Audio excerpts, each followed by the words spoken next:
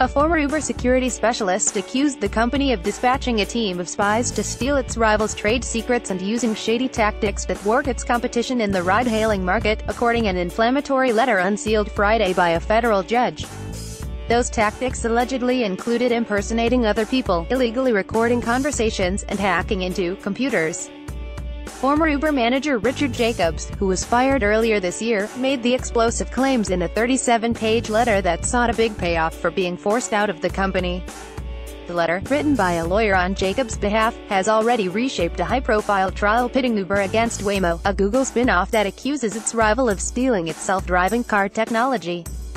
The letter also has become evidence in a criminal investigation being conducted by the U.S. Justice Department.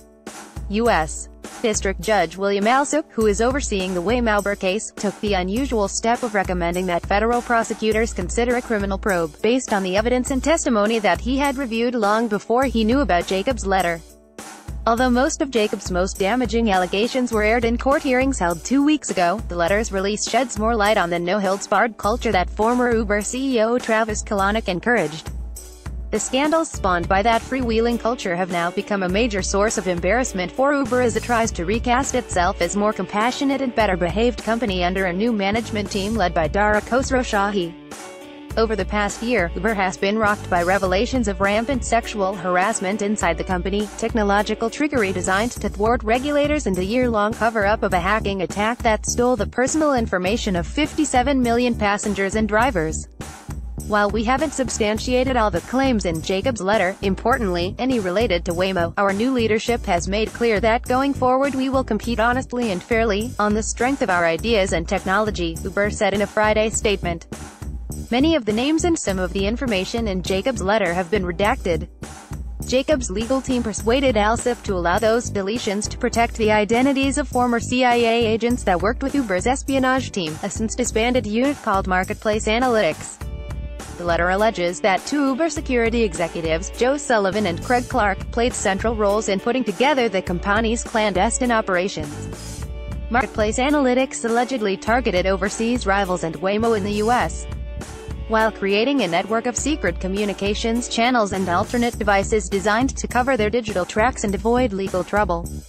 Uber fired both Sullivan and Clark for paying $100,000 to two hackers who stole the personal information of drivers and passengers, and then covering up the theft. Uber itself tried to hack into its rivals' computer networks in an effort to scoop up valuable information, Jacobs' letter alleges. In some instances, its agents impersonated drivers and riders on its competitors' services to gain insights. The letter also alleges Uber regularly broke California law by making unauthorized recordings of phone conversations, including at least one involving a sexual harassment complaint made by a former employee. Sullivan defended himself and the rest of his security team in a statement. "From where I sat, my team acted ethically, with integrity, and in the best interests of our drivers and riders," he said. "Clark acted appropriately at all times," said his attorney, Mark Howitson. Matthew Umhofer, an attorney representing several other Uber security team members fingered in the letter, derided the document as nothing more than a character assassination for cash. Uber wound up reaching a $7.5 million settlement with Jacobs and his lawyer, Clayton Hillunen, even though one of the company's top attorneys considered Jacobs' letter to be little more than blackmail. Waymo is focused on a section of the letter alleging that Uber's espionage unit sought to steal its trade secrets. But Jacobs testified last month that the lawyer who wrote the letter was mistaken about that allegation. Jacobs said he missed the error because he only spent about 20 minutes reviewing the letter before it was sent to Uber in early May.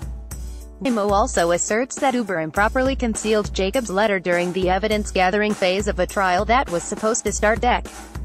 4. It has been rescheduled for Feb. 5. A special master appointed by Alsup concluded that Uber should have turned Jacobs' letter over to Waymo to help prepare for the trial, according to a report he filed Friday. Although Uber has tried to publicly depict Jacobs as a disgruntled former employee who didn't do his job, internal emails from Uber executives conceded some of his claims had merit. For instance, Jacobs alleged that Uber's espionage team spied on the executives of its overseas rivals.